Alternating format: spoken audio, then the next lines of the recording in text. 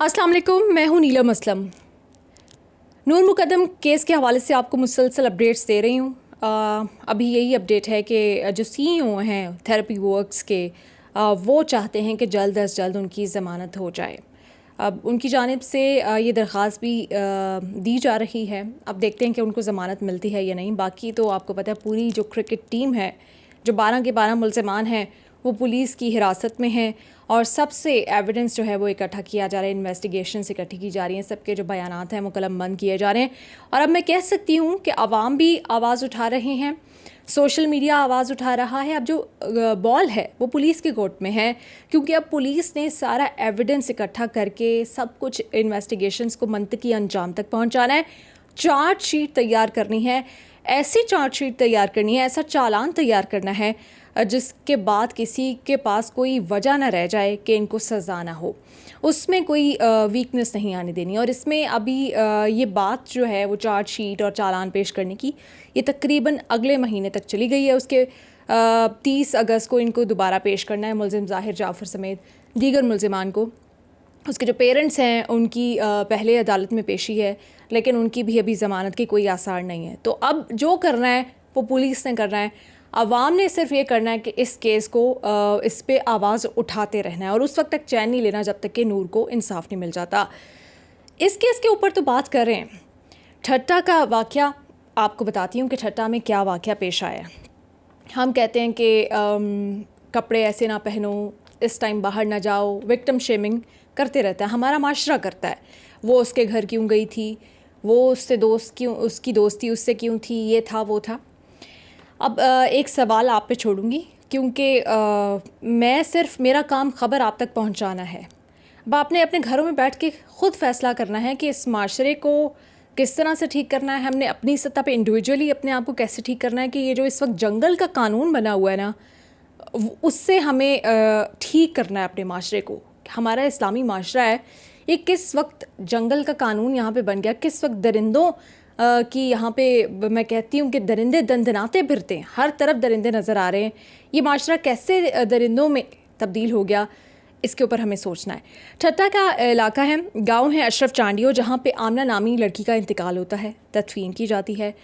16 साल की ये लड़की है, करीबी कब्रिस्तान ग़ुलामुल्लाह में तदफीन की गई। ये भी कोई दूर दराज के इलाके में नहीं, करीबी कब्रिस्तान में की गई। घर वाले वापस आ जाते हैं, गमज़दा होते हैं, लेकिन उनका जो गम है ना वो क़यामत में बदल जाता है जब उनको पता चलता है नेक्स्ट डे कि उनकी जो बच्ची है घर में, उनकी जो बहन है, बेटी है, उसकी जो डेड बॉडी है वो झाड़ियों से मिली है और उसकी बेहुरमती की गई है। अब ये कहा जा रहा है कि पुलिस ने एक मशकूक मुलज़िम को पुलिस मुकाबले में मार दिया है, लेकिन ऐसा वाक़या पेश ही क्यों आया है?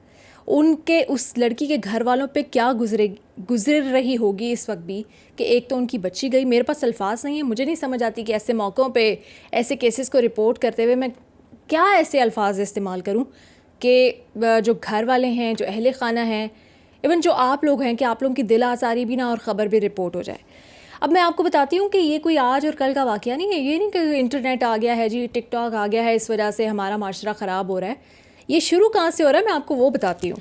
आप सबको याद होगा, आप लोगों में से मैंने देखा है कि बहुत सारे लोग जो हैं वो मेरे से एज में बड़े हैं, वो भी मुझे फॉलो कर रहे हैं।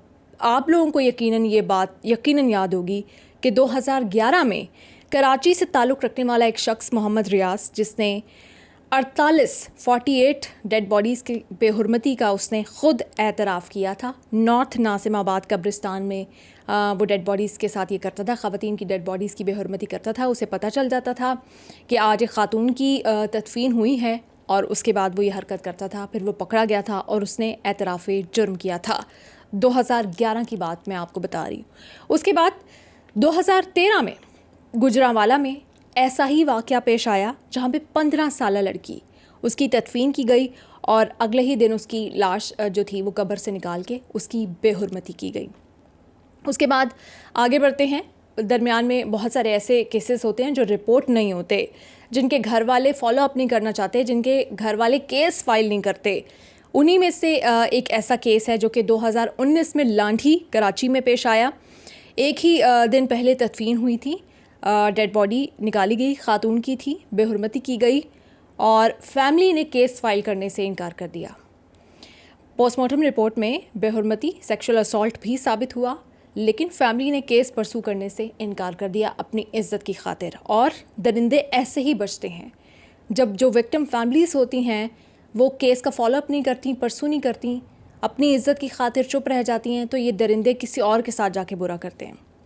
2020 میں اوکاڑا میں ایک شخص رنگے ہاتھوں پکڑا گیا اور وہ کوئی اور نہیں تھا، وہ قبرستان کا رکھوالا تھا۔ 28 فروری کو اس کو پکڑا گیا تھا اور اس نے بھی اعتراف کیا کہ اس نے کئی خواتین کے ساتھ زیادتی کی ہے۔ خواتین بھی میں کیا کہوں، میتوں کے ساتھ جو اس دنیا سے جا چکی تھیں۔ شاید ایسے ہی موقعوں کے بارے میں کہا گیا کہ مر کے بھی چین نہ پایا تو کہاں جائیں گے۔ اس ملک کی بھی میں آپ کو کیا بتاؤں، انڈیا میں بھی ایسا ہی کافی ایسے جو ہے نا کیسز سامنے آئے ہیں۔ کچھ زیادہ پرانا نہیں، کچھ سال پہلے کا کیس ہے۔ انڈیا میں آپ کو پتہ ہے کہ ہندو ہیں، ان کا وہ بالکل ایک ریچول ڈیفرنٹ ہے، یہ تدفین کرسچنس کرتے ہیں یا مسلمان کرتے ہیں۔ آگرہ میں ایک ایسا ہی واقعہ پیش آیا تھا، فتح پور میں یہ شخص، اس کو گرفتار کیا گیا تھا۔ 50 سالہ خاتون کی میت کے ساتھ اس نے زیادتی کی تھی۔ 40 سالہ شخص، اس کا نام رجندرا بتایا گیا تھا اور اس نے اعتراف بھی کر لیا تھا۔ 50 سال کی خاتون، بزرگ خاتون، ان کی لاش کی بے حرمتی کی گئی تھی۔ تو یہ مسئلہ پاکستان یا انڈیا یا بنگلہ دیش کا نہیں ہے، یہ اس پورے خطے کا مسئلہ ہے۔ جو ذہنی امراض کا اس کو اس وقت سامنا ہے وہ پتہ نہیں کیسے حل ہوں گے، کیونکہ بہت سارے لوگ تو مانتے ہی نہیں ہیں کہ ان کے ساتھ کوئی مسئلہ ہے۔ وہ آس پاس کے نارمل لوگوں کو کہہ دیتے ہیں کہ ان کے ساتھ مسئلہ ہے، اپنے مسائل نہیں وہ مانتے۔ لیکن یہ ذہنی مسئلے سے بھی بہت بڑا مسئلہ ہے۔ اب I think it's high time کہ اب ہم سوچیں، ہم اس پہ بات کریں کہ ہم نے باقی سب کو تو وکٹم شیمنگ کر دی کہ وہ گھر سے باہر نکلی تھی، اس کے کپڑے ایسے تھے، وہ یہ تھا، وہ تھا، اس نے دوست بنایا کیوں تھا، وہ گئی کیوں تھی، اس نے ایسا کیا کیوں تھا۔ مجھے یہ بتا دیں ان میتوں نے ایسا کیا کیا تھا؟ گھر والے اللہ کے حوالے کر کے آتے ہیں ان کو، اور وہاں پہ آپ ان کو قبروں سے نکال کے جو ان کی بے حرمتی کر رہے ہیں۔ یہ درندے کون ہیں؟ ہماری صفوں میں ہی ہے نا درندے، کوئی باہر سے تو نہیں آئے، کوئی عالمی سازشیں تو نہیں ہو رہی۔ جو 48 ڈیڈ باڈیز، یہ مختلف خواتین، یہ کون ہیں؟ کوئی عالمی سازش تو نہیں ہے، کوئی اور ملک تو نہیں کر رہا، نہ انڈیا کے خلاف پاکستان کر رہا ہے، نہ پاکستان کے خلاف انڈیا کر رہا ہے، پر یہ ہو رہی ہیں۔ ہمارے معاشرے کا جو گند ہے اب ہمیں قبول کر لینا چاہیے اور اس کو ٹھیک کرنے کی کوشش کرنی چاہیے۔ اور ٹھیک کیسے ہوگا، اس میں تو کوئی شک نہیں ہے کہ یہ ٹھیک ہم معاشرے کو نہیں بدل سکتے۔ ہم جس کو بدل سکتے ہیں وہ اپنا آپ ہے۔ ہم اپنی فیملی کو بدل لیں، اپنے دوستوں کو بدل لیں، اپنے بہن بھائیوں کو بدل لیں، اپنے آپ کو سب سے پہلے بدلیں، پھر آہستہ آہستہ یہ چینج آنا شروع ہوگا۔ ادروائز میں یہاں پہ کھڑے ہو کے جتنے بھی لیکچرز دیتی رہوں، میرے لیے الفاظ ڈھونڈنا مشکل ہو جاتا ہے کہ میں ایسے کیسز کو رپورٹ کیسے کروں۔ میں کیسے بتاؤں کہ ایک میت، ایک انسان جو دنیا سے چلا گیا، خاتون جو دنیا سے چلی گئی ہے، اور گھر والے اس کی تدفین کر کے آئے ہیں کہ اب تو یہ اس کو، اب قبر سے کیا ہوگا کسی کے ساتھ، لیکن قبر سے نکال کے میتوں کے ساتھ زیادتی کر رہے ہیں۔ نارمل لوگ لگتے ہیں آپ کو؟ یہ جانور ہیں، اور یہ نہیں ہے کراچی لاہور کا مسئلہ نہیں، یہ پورے خطے میں پھیلے ہوئے ہیں، یہ ہر جگہ پھیلے ہوئے ہیں، اور یہ ہمارے آس پاس ہی گھوم رہے ہیں اور ہمیں ان کا پتہ نہیں ہے۔ ہمیں ان کو پکڑ کے عبرت ناک سزائیں دینی ہیں۔ ہمیں ظاہر جعفر بننے سے بھی بچانا ہے، ظاہر جعفر کو عبرت ناک سزا دے کے۔ یہ جو تمام ملزمان ہیں ان کو بھی پکڑ کے ہمیں لٹکانا ہے اب چوک چوراہوں پہ، جو ہم کہتے ہیں نا پبلک ہینگنگ آف ریپسٹ۔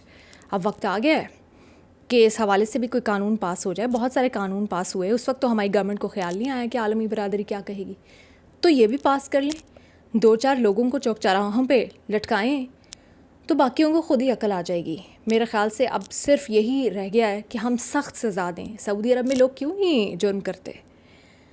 ہاتھ کٹنے کا ڈر ہوتا ہے، سخت سزاؤں کا ڈر ہوتا ہے، ورنہ وہاں پہ بھی لوگوں کے خیال میں کیا سے کیا جو ہے درندگی نہیں آتی ہوگی۔ یہ نہیں ہے کہ اس خطے میں ہی درندے، ہر جگہ پوری دنیا میں درندے پھر رہے ہیں، لیکن انہیں ڈر ہوتا ہے قانون کا۔ یہاں پہ قانون کا ڈر نہیں ہے۔ پاکستان کا اس وقت سب سے بڑا مسئلہ جو ہے نا وہ رول آف لاء کا ہے۔ جو قانون ہے وہ بھی صرف غریب کے لیے ہے، اب سب کے لیے ایک برابر کرنا پڑے گا اور سب کو عبرت ناک سزا دینی پڑے گی تاکہ ایسے کیسز کم ہو سکیں۔ بہت شکریہ۔